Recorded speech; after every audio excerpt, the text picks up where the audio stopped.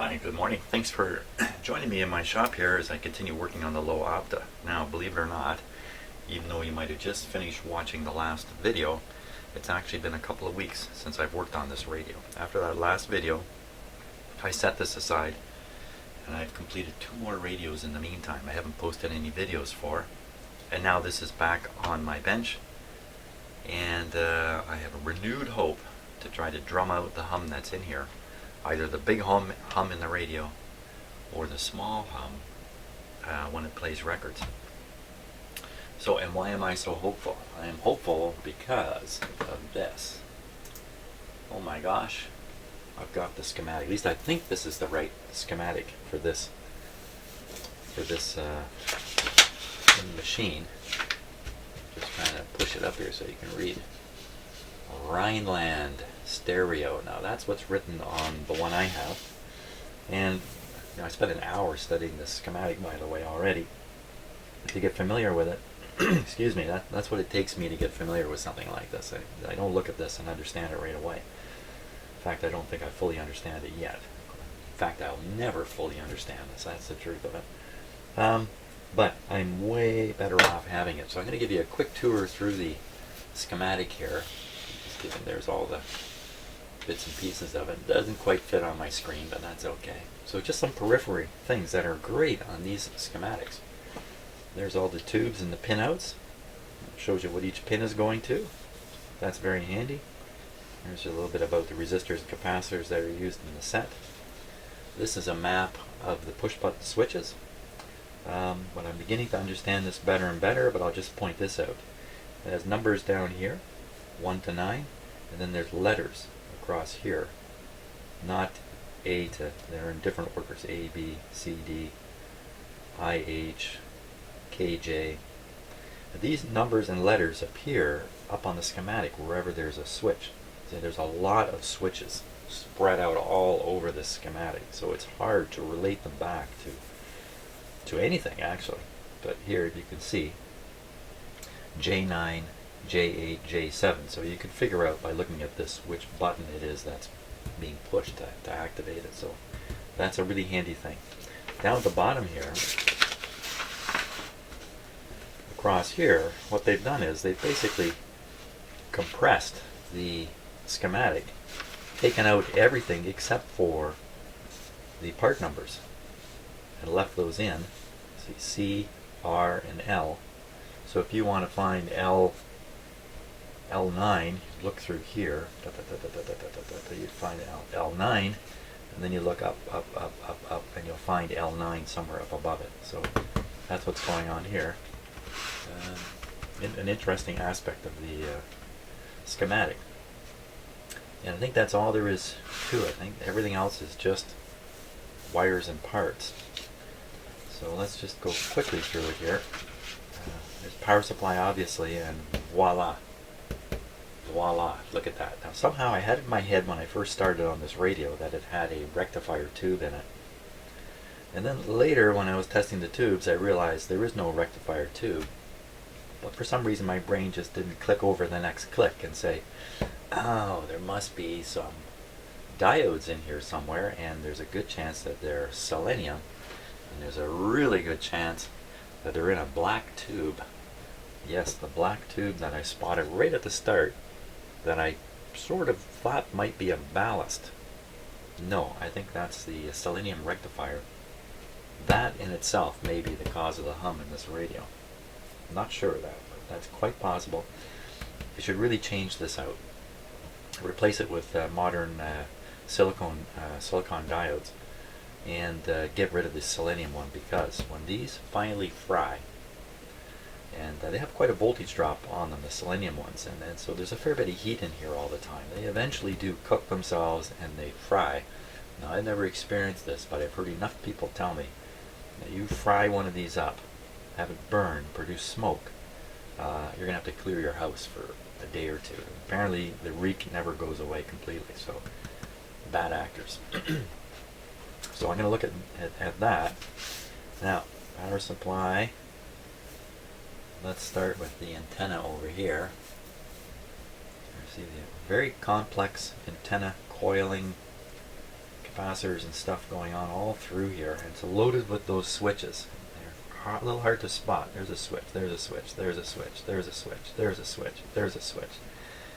This is a really hard schematic to follow, because depending upon which switch is where, and groups of these switches, when you push one of these buttons down here, groups of these switches operate like, it's a group of switches and they're spread out on the schematic. It's not easy to relate them together.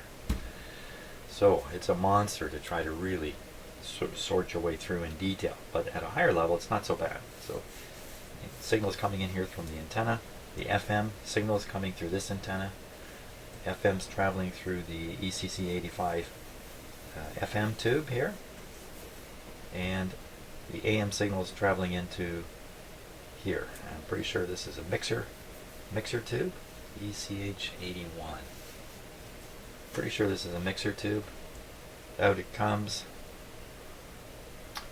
I would say this is an IF transformer for sure. IF amplifier, other IF transformer, detector, FM and AM detector are here.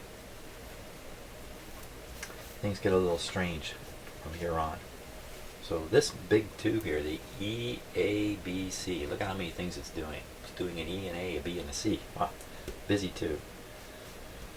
I think this is part of the EABC80. So there's a triode here.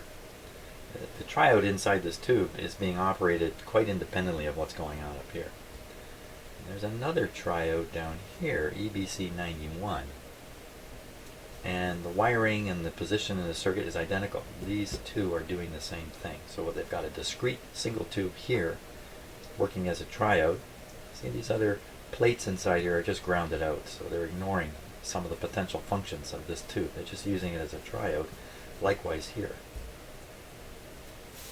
So we'll just keep going to the output here. After detection, the signal is fed into here. It gets here through this complex combination of resistors and capacitors, and these are filters, I'm quite sure. And there's also some feedback coming from the output transformer here. You can see a feedback line, feedback going through again a complicated network. There's another one coming up from the other here it is, the other one coming this way and going into this network. They're the same sort of network here. And there's switches in here too. There's variable controls. The tone control on these European radios is pretty heavy duty. I mean, in a North American radio, it's basically a capacitor draining out the highs. In these radios, it's this complicated network of parts here. So far be it from me to explain how all this is really working, but I believe it's just audio filtering. Change the tonal quality of the sound. So the signal does make it to the grid of these two, out onto the plate, follows the plate back, bingo, right onto the grid of the output tubes. And then each output tube is feeding its own transformer to give you the stereo. Now, the FM is not stereo, the AM is not stereo. So there is a switch combination that occurs in here somewhere, which will feed the same single output into the both tubes out here. So both speaker sets work as if they're mono. Well, they would be mono. They are mono. So that's an explanation, basic explanation of the overall layout of the radio. Amplifier, AM radio, FM tuner. This is the magic eye here. EM84. I'm pretty sure that's just a magic eye. So let's get busy on this guy. Now, before I rush in and change it out, there is an observation about this radio that I just want to check a little closer, and that is when you have it ready to play records, when you have the stereo button pushed, the hum almost completely disappears. On the other hand, when you have the radio playing, the hum is the main thing this radio does. So what I really want to do is measure the hum level on this filter capacitor here, one of these two. And as oh, that's quite interesting, right? I just noticed something here. So this single capacitor is dealing with the supply to the two output tubes. This other capacitor, they're not parallel together like they are in so many radios. This one is dealing with this line, which would look to be the screens.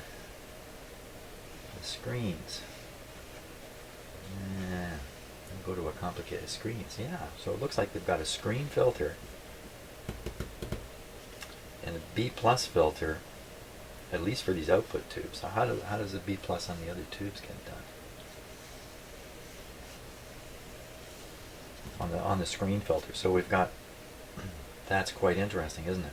So we have one power supply filtered the B plus, going to the output tubes. Hey, what about these amplifiers here? How do they get their B plus? Where are they getting it from?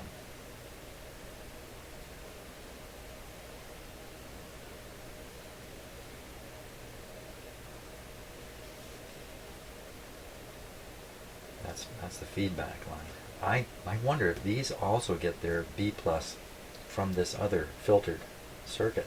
See, I'm looking for an explanation of why the hum goes away when you go to play a record. Why is the hum restricted to one part of the radio, which is kind of weird, because the hum seems like a power supply hum. Yet, there's almost no hum when I go to play a record. And it looks like there's literally two quite separate B plus power supplies here. That could be the explanation. There's no hum on this one. The hum is only on that one. You know, come to think of it, when I measured the top of the capacitors that I put in, didn't I find a very little hum on one and an awful lot on the other? Well, those are the things we're going to check. We're going to check around here and try to figure out what's going on. Oh, it's great having a schematic. It just gives you insights into things you can only guess at, and you know, there's one way it was done and 1,000 ways it was not done. If you're guessing, you're going to guess one of the thousands, for sure. Great. Okay, let's go back to the radio. Enough looking at a diagram here. Enough of that. Enough of that. So I want to get access to the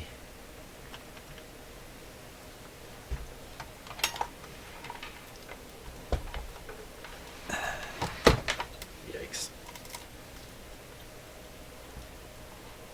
A little quiet while I was doing that. Okay. So these two wires are what I connected so I could run the turntable. So I'm just going to throw them off to the side. I currently have two smallish speakers connected here, but in the meantime, during those 2 weeks where I didn't work on this radio, one of the things I did was I brought a stereo into my shop with some big speakers. So if there is a low hum, excuse me, I can utilize the big speakers to hear the hum instead of these little ones that don't reproduce it very well. Okay, so so here's the two capacitors here that we were looking at. These are the replacement ones. So if I'm correct, then one of these is filtering for the output stage, and the other one is filtering for the radio and everything else. I think we really need to take a look at that. Yes, I do. Should turn this guy on, I suppose, and let him warm up a bit. Okay, so volume is down. Put him on. I'll turn the radio on so when it warms up we'll hear the hum. Let me just get out. Okay, I think we're all set.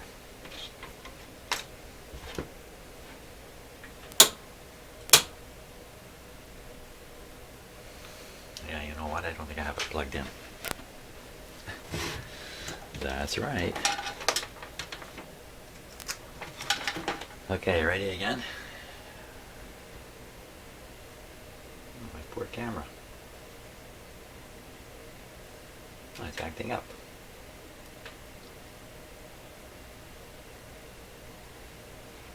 Don't act up, man. No. Okay. There we go. The little lights came on up there briefly.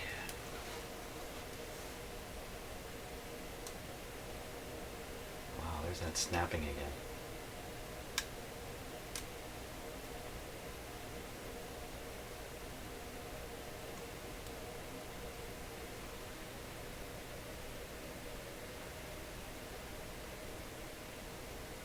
It just, here comes the hum.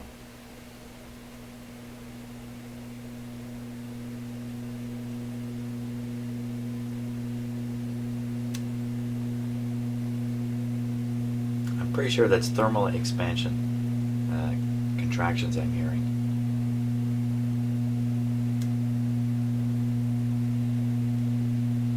The ticks are not consistent. They sound different. Every tick sounds just a wee bit different. Some of them, it sound like they're not as clean and sharp as they could be if they were an electrical discharge. So I don't think that's what we're hearing. Now, sometimes when you start a radio up, let me put this on stereo now. There's the other hum. When you start a radio up, the high voltage circuits can go way high. So maybe it's supposed to run at 200 volts. It can run at 300 for a few seconds. And during that time, if there's a some kind of contact type problem or something that can spark or arc, that's when it's going to do it. That's why I was so quiet, so worried there. But I convinced myself it's not. Okay, let's look at the hum level on these capacitors.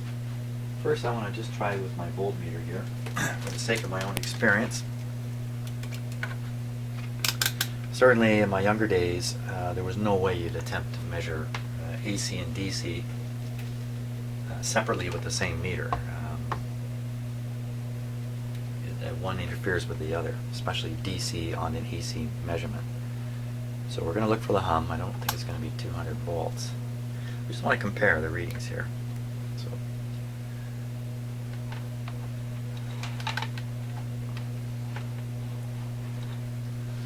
here's one.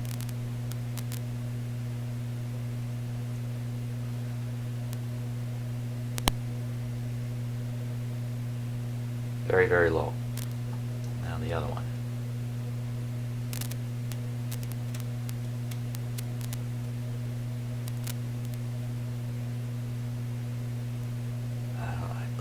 I think the DC causes the wild initial readings. That's just like a scope. If you're reading AC on a scope and you have it set to AC, and you first connect it to a DC source, your scope flies off screen, and then it comes back as the blocking capacitor charge. I think the same thing on the meter here. So we're getting 1.4 volts on that one, and the other one we're getting, way down there. There's a huge difference between those two. Huge difference. Now when I saw that before, I thought, well, that's okay, because there are two capacitors, probably with a resistor between them. You have a first filter and a second filter. Better radios actually have an inductor in between them.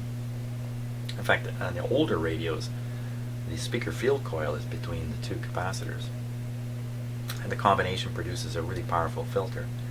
But in this case, when we're looking at the schematic, we saw the two capacitors are not actually working together. Now the next thing I want to do is measure the hum value when I switch this onto radio. So I'll switch it over there. It's going to be a little hummy in here while I do it.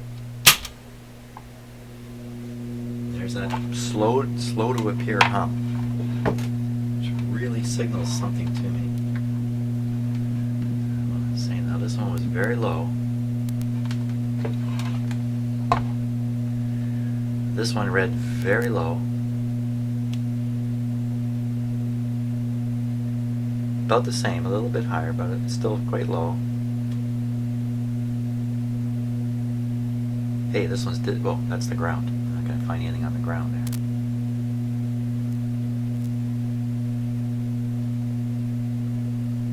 It's about the same, isn't it? 1.2. It's about the same. So throwing that switch doesn't change. Let me throw it again, just to get rid of that annoying hump. So throwing the switch doesn't change the situation with the power supply hump. I think really what's going on is when we're listening to the radio, we're listening to the whole thing. when we listen for a record player, we're only listening to the output portion. And the hum effect is very pronounced in the radio, and that's why we're hearing it so much. Or the hum is really on this one line here, which goes all through the radio. It's not really on.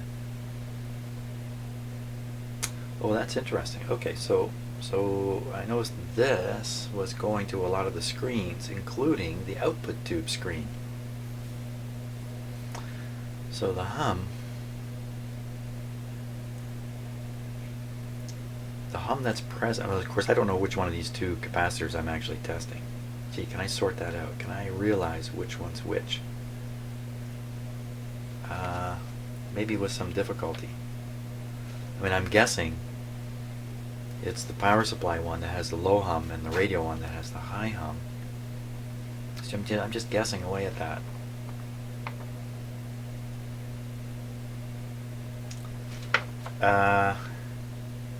Hey, there's more to this. There's more to this. The output of the power supply. Let's look at this on the other camera here.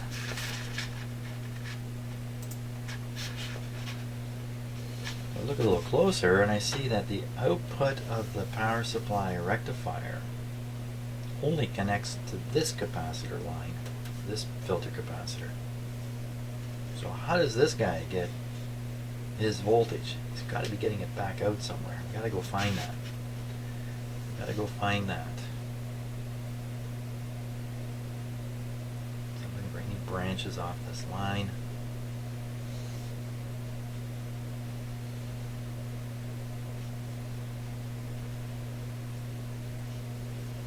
That's probably going to ground or something. 100K resistor.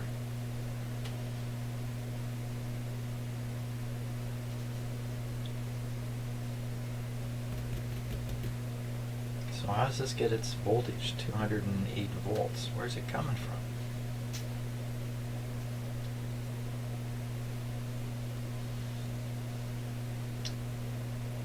There's no connections that way. Well, it's got to be coming in here. How can it possibly be coming in from here? Am I not reading this right?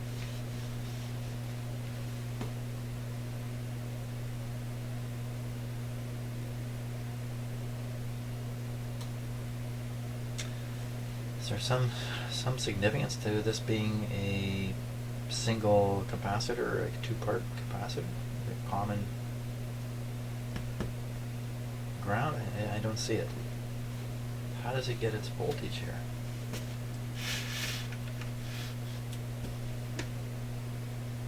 Oh my gosh. Okay, I'm going to stop the camera. I'm going to study this some more and try to identify where this whole line gets its supply from. Well, I've been spending the last half hour or so studying the schematic here, and you can see I've colored the B plus with this orange pencil. And while I've been doing this, which I'm still not sure what's going on the schematic here completely, I started noticing the smell of something burning. So I turned my attention over to the radio here, which has just been sitting and running the whole time. I have my thermal gun, and I've looked around. When I get down in this area, things are pretty hot. Especially right over in here. I'm getting 54. There's nothing in the 50s anywhere else in this radio. 57. And then there's a 60 there. And then what made me turn on the camera is this. Somewhere here. This is about 70 degrees. I can't touch that. That's not supposed to be that hot, so I'm actually going to cut the power off here. The transformer is way too hot. Way too hot.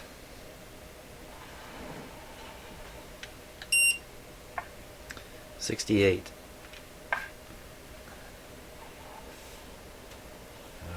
I find I can put my hand on things up to about 50 degrees C, at around 50 degrees C, it starts becoming so uncomfortable I can't keep my hand on it. This thing, this thing is like that. You keep your hand on this a little longer, you'll actually get a burn from it, I think. So this is nuts. This has to be part of the hum picture. It certainly suggests a heavy current draw out of the power supply. Takes me back to my original theory. Oh my gosh, I just realized something. Oh. Okay, so I did a high voltage test on this with my power supply here. I hooked up the power supply, thinking, of course, that there was one uniform DC power supply coming off the two filter capacitors, not something separate. So I hooked up to one of them. I did not bother hooking up to the other one. I think I might have even said one or the other, what does it matter?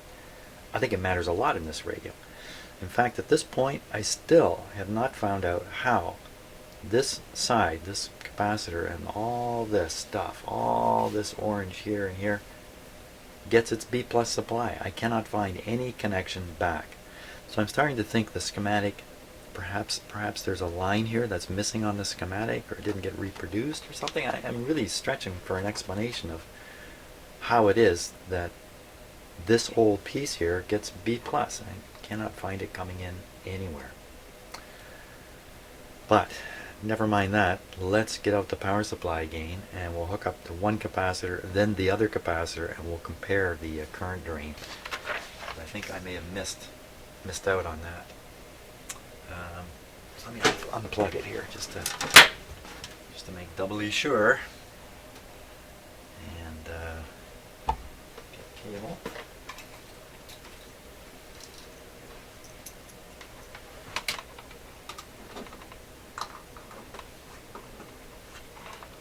It's on standby now.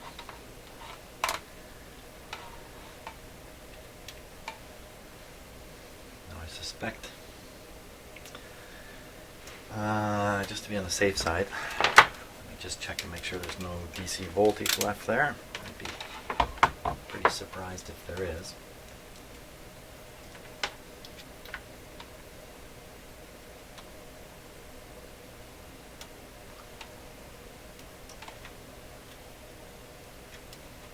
Nothing.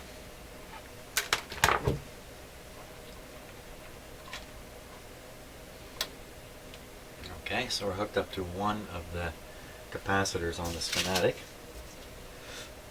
and you can see the meters up here, voltage and current. We'll just raise it up and see what happens. Everything correct? Looks good. Down. There we go. Okay, watching this meter in case it flies out of control.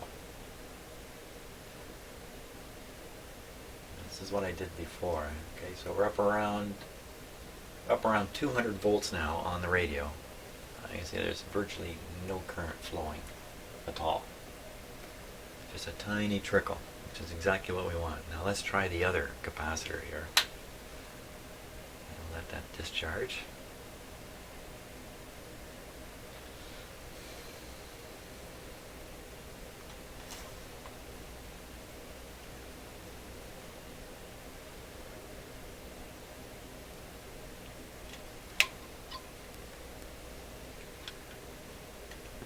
Okay, so this should energize. I'm guessing this is the radio portion of the here we go. Are we ready?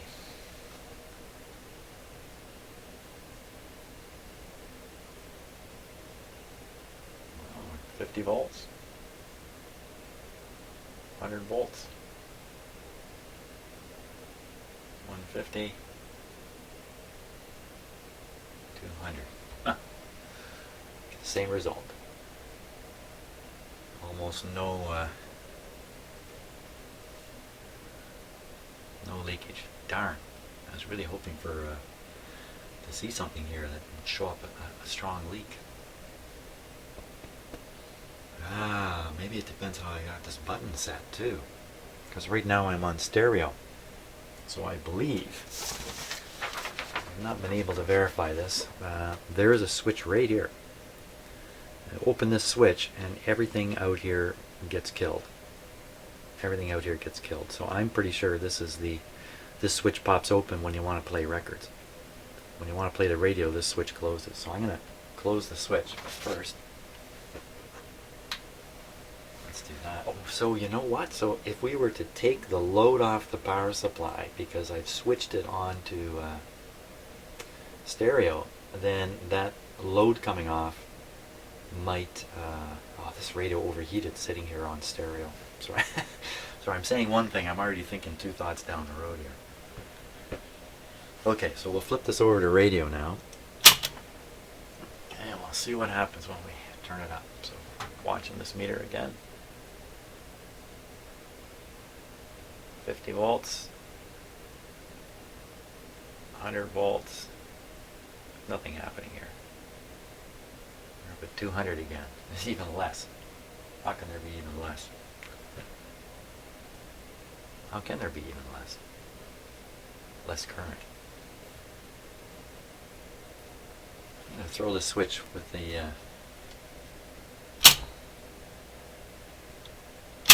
yeah, it actually goes up a bit in stereo. Wow, that's exactly the opposite of what I was theorizing here.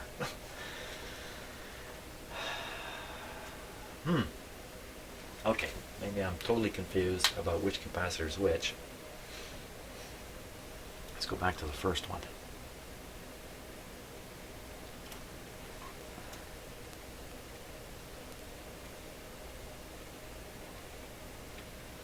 Okay, so it's set on radio now, so perhaps this is the capacitor that filters the supply to the radio. Maybe this is the one that gets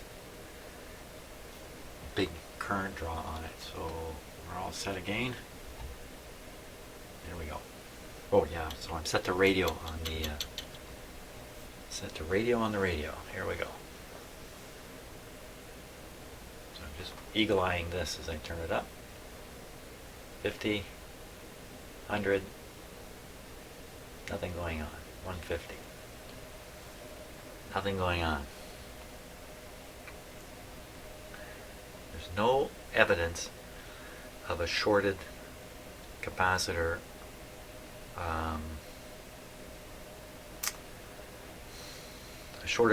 that could draw a heavy current on the B plus side. Turn this down before I forget. I've got it on. Okay, shot down in flames again. My gosh. On the schematic, by the way, I found it at Radio Museum. When I first went looking for a schematic for this radio, I ended up with different looking radios. And I checked a couple of times and gave up. And then later, thanks to someone who I can't name right now, I was sent a note saying he'd found it on Radio Museum. That there is another schematic on Radio Museum. It's not for this radio though. But sure enough, the schematic for this radio is there. Well, I'm assuming this is it. You know, maybe this isn't even the right schematic. I don't know 100%. Or maybe it's 90% correct versus the radio I've got in front of me. I don't really know. Wow, I was pretty optimistic when I came in here this morning. I nailed this problem because I got the schematic. The problem has nailed me again.